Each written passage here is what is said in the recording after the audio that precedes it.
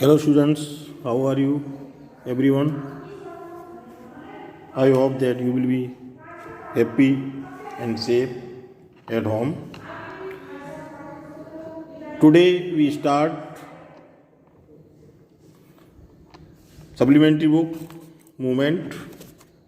सबसे पहले मैं बता दूं आपको, मैंने एक व्हाट्सएप के द्वारा आपको जो है सिलेबस भेजा है।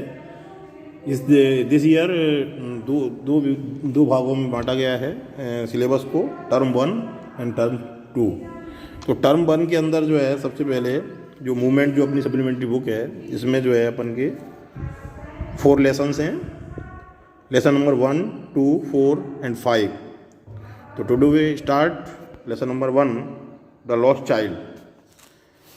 लॉस्ट चाइल्ड के अंदर एक ऐसे बच्चे की स्टोरी है जो कि एक मेले में जाता है और वहाँ पर उसकी क्या भावनाएं हैं वो उनको जो है इसमें बताया गया है। तो सबसे पहले अपन जो है इसको रीड करेंगे और रीड के बाद फिर इसको थोड़ा सा हिंदी में ट्रांसलेट करके थोड़ा सा समझेंगे। Okay. A child goes to a fair with his parent. He is happy and excited and want the sweet and toys display there. एक बच्चा होता है जो कि अपने माँ बाप के साथ मेले में जाता है और वहाँ की जो चीज़ें हैं उनसे बहुत ही जो है आकर्षित होता है। वहाँ की जो मिठाइयाँ हैं, खिलौने हैं, उनको देख करके बहुत ही आकर्षित होता है। डिस्प्ले हैं वहाँ पर, मतलब वहाँ पर दिखाई हुई हैं, मतलब बहुत सारी चीज़ें मेले में रहती हैं। ये स्वीट्स हैं, टॉयज़ हैं, और अपन जानते हैं बच्चों की हैबिट होती है कि वो उन चीज़ों की ओर एक्साइटेड होता है। ठीक है, तो ऐसा ही उस बच्चे के साथ होता है। What his parent don't buy them for him, लेकिन अनफॉर्चुनेटली जो उसके पेरेंट्स हैं वो थोड़ा सा उसको अफोर्ड नहीं कर रहे हैं, मतलब खरीद नहीं सकते हैं उन चीज़ों को। Why then does he refuse? अब वो ऐसा क्यों कर रहे हैं, क्यों रिफ्यूज़ मतलब मना कर रहे हैं, क्यों ऐसा कर रहे हैं? When someone else offer them to him, इन्हीं सब चीज़ों को अपने जो है इस लेसन के अंदर आज थोड़ा सा समझने का प्रयास करेंगे। ओके, अपन स्टार्ट करते हैं लेसन को। It was the festival of spring. ये जो है एक फेस्टिवल है, फेस्टिवल मान ले जाते हैं, त्यौहार है ना। स्प्रिंग मतलब होता है बसंत ऋतु। बसंत ऋतु का मतलब होता है ना ज़्यादा कोल्ड होती है और ना ज़्यादा ही, मतलब बिल्कुल मौसम जो है ना ज़्यादा हीट होती है ना ज़्यादा कोल्ड होती है, यानी कि गर्मी भी नहीं ज़्यादा होती है और जो है ज़्यादा सर्दी भी नहीं होती है ना। हल्की हल्की जो है सर्दी होती है, मतलब जैसे ना light. From the wintry shades of narrow lanes and alleys emerge the gaily clad humidity. और इसी के अंदर जो है ये जो मौसम जो चल रहा है, इसी में जो है वहाँ पर जो है जो लोग हैं वो जो है भड़कीले वस्त्रों में, यानी कि भीड़ भाड़ जो है सजे धजे वस्त्रों में जो है भीड़ जो है बाहर निकल रही है, वस्त्र पहने हुए। अब देखिए और क्या हो रहा है यहाँ पर। Some walked some rode on horses. यहाँ पर कुछ लोग तो जो है पैदल चल रहे हैं और कुछ लोग जो है अपने घोड़ों पर सवार होकर चल रहे हैं। Other set being carried in bamboo and bulk carts. और कुछ लोग जो है अपनी बैम्बो मतलब जो होता है बांस से बनी हुई जो गाड़ियाँ हैं उनमें जो है बलक कार्ट्स, बैलगाड़ियाँ है ना, उनमें जो है जा रहे हैं। One little boy ran between his father's legs brimming over with life and laughter. जीवंतता और हास्य से भरपूर एक छोटा लड़का अपने पिता की टांगों के बीच में से निकल करके भाग गया। अब होता है अक्सर, जैसे कोई चीज़ अगर मान लो जैसे बच्चे को अट्रैक्ट करती है तो वो उसकी तरफ जो दौड़ता है। ऐसे ही एक बच्चा है जो अपने माँ बाप से अचानक से जो है उनकी टांगों में से निकल के जो है वहाँ उस चीज़ की ओर आकर्षित होकर के भाग गया है। Come child come called his parent as he lagged behind, fascinated by the toys in the shops that lined the way. जो बच्चा है वो पीछे रह गया है, और वो पीछे इसलिए रह गया है क्योंकि वहाँ पर जो टॉयज़ वगैरह जो चीज़ें हैं उनको फैसिनेटेड, उनको जो है उनकी चकाचौंध को देख करके वो उनकी ओर आकर्षित हो गया है। तो उसी के पीछे वो रह जाने से जो है वो उसके जो माँ बाप हैं वो कह रहे हैं आओ बच्चे आओ, उसको बुला रहे हैं। He hurried towards his parents, his feet obedient to their call, his eyes still lingering on the receding toys. वह तेजी से अपने माता पिता की ओर चला। जैसे ही उसने आवाज़ सुनी वो तेजी से अपने माता पिता की ओर चला, मानो कि उसके पैर उनकी पुकार के आज्ञाकारी हों। यानी कि उन्होंने आज्ञा दी है तो उसके जैसे कि वो आज्ञा के अनुसार जा रहा है, मतलब उसका मन नहीं है आगे बढ़ने का, लेकिन उनके फादर ने जो है उसके पेरेंट्स ने उसको पुकारा है, इसलिए वो उसकी तरफ बेमन से जा रहा है। His eyes still lingering on the receding toys. अभी भी जो उसकी आंखें हैं वो केवल टॉयज़ की तरफ भी हैं, भले ही वो जो है आगे की तरफ बढ़ रहा है उनके माँ बाप की पुकार सुन करके। Okay, as he came to where they had stop to wait for him. और वो वहाँ पर बुला रहे हैं जैसे कि जहाँ पर उसने जो है उनको इंतजार करने के लिए कहा था, है ना। Okay, he could not suppresses the desire of his heart, even though he well knew the old cold star of refusal on their eyes। भले ही वो अपनी मन की इच्छा को दबा नहीं सका, यद्यपि वह उनकी आंखों में अस्वीकृति के घुरने के चिरपरिचित भाव को भली भांति समझ रहा है। मतलब उसको पता है कि उसके जो माँ बाप हैं ना, जो है उसको किस प्रकार से जो है घूर रहे हैं, लेकिन जो है वो भली भांति इसको समझ रहा है ना। आई वॉन्ट दैट टॉय, लेकिन फिर भी जो है वो कहता है मुझे ये चाहिए, ये खिलौना चाहिए। ही प्लेडेड, वह जो है उनसे, प्लेडेड मतलब होता है प्रार्थना करता है, उनसे निवेदन करता है ना, कि भाई मुझे जो है ये खिलौना चाहिए। His father looked at him red eyed, और तभी जो है उनके फादर का जो क्या रिएक्शन होता है, रेड आइड मतलब जो है लाल आंखों से, मतलब जैसे गुस्से से देखना। जब कोई चीज़ अपन को नहीं दिलानी होती है बच्चों को तो अपन क्या करते हैं, उसको जो है थोड़ा सा इस तरीके से घूरते हैं, है ना, हल्का सा गुस्से से, या कह सकते हैं अपन रेड आइड्स, है ना। ओके, यहाँ मतलब ये in his familiar tyrants way his mother melted by the free spirit of the day was tender and giving him her finger to hold said, look child, what is before you। तो तभी जब उसके father ने उसको तानाशाही रवैये से जैसे ही देखा, तो उसी टाइम जो है एक माँ होती है, उसका जो है एक रिएक्शन रहता है या एक दायित्व रहता है कि वो क्या करती हैं, उस दिन के उल्लसित जो वातावरण है वो जो द्रवित हो गया है उसको जो है हटाने के लिए उसकी जो माँ है वो कोमलता से व्यवहार कर रही थी, और उसे उंगली से जो है अपनी पकड़ करके और आगे की तरफ जो है ले जा करके उसका ध्यान जो है भटकाने की कोशिश कर रही हैं। और वो कह रही हैं कि देखिए बच्चों, तुम्हारे सामने ये आगे क्या है। इस प्रकार से जो है उसका वो उस सीन को जो है थोड़ा सा आगे ले जाने की कोशिश करती हैं। His father looked at him red-eyed in his familiar tyrant's way. His mother, melted by the free spirit of the day, was tender and giving him her finger to hold, said, "Look, child, what is the before you?" इस line को अपन ने पढ़ा और इसको बताया कि जो है किस प्रकार से जो उनकी माँ है जो है उसको उस सीन को जो है आगे की तरफ ले जाती हैं, और जो है वो जो वातावरण है, द्रवित जो वातावरण है उसको जो है अच्छा बनाने की कोशिश कर रही हैं। It was a flowering mustard field। एक खेत है जहाँ पर जो है मस्टर्ड मतलब जो है सरसों का जो है खेत, फील्ड है, फील्ड माने खेत, और फ्लोरिंग मतलब जो है फूल, मस्टर्ड फूल जो है वहाँ पर खिले हुए हैं। पेल लाइक, जैसे हल्का सा पीले रंग के होते हैं, लाइक मेल्टेडिंग गोल्ड, ऐसा लग रहा है जैसे कोई सोना पिघल गया हो, है ना, ऐसे लग रहे हैं वो, है ना, उस पर, है ना।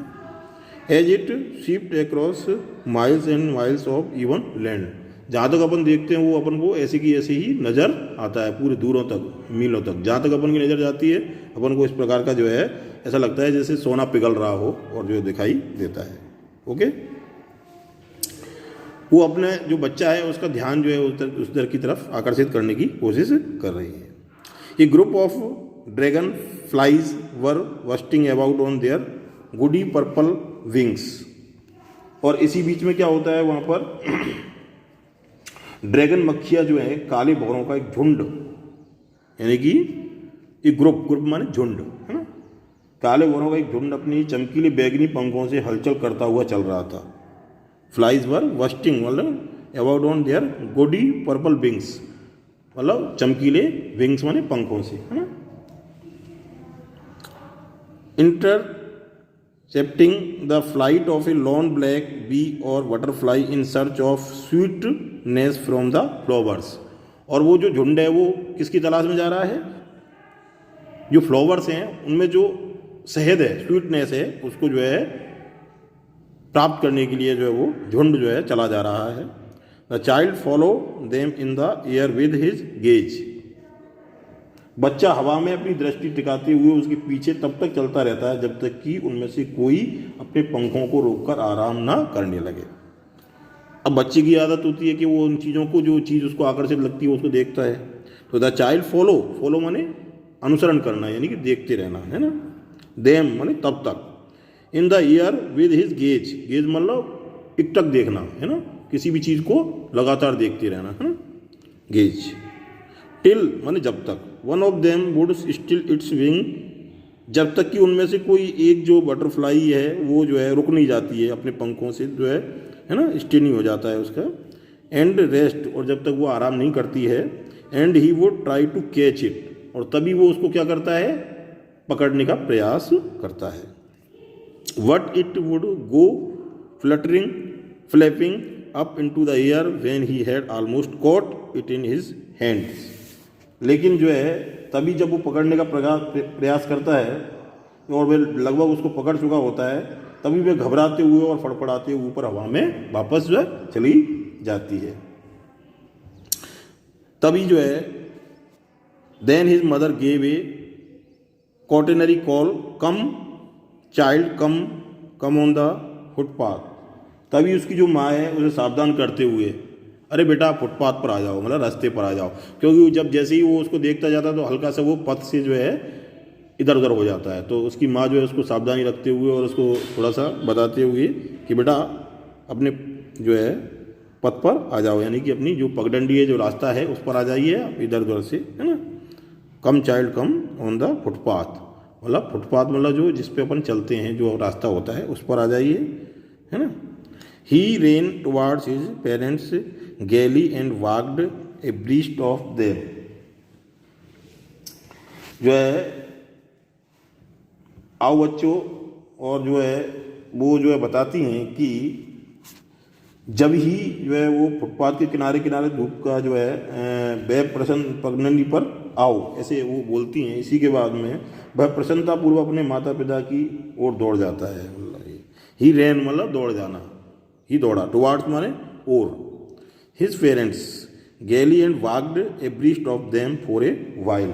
वह प्रसन्नतापूर्वक अपने माता पिता की ओर दौड़ जाता है और कुछ देर उनके साथ साथ चलता है। और फिर क्या करता है वो? थोड़ी देर जो है उनके साथ में, एंड वाक्ड माने चलता है, abreast of them for a while, कुछ समय के लिए तक के लिए। Being however soon left behind attracted by the little insects and worms along the footpath that were teeming out from their hiding places to enjoy the sunshine।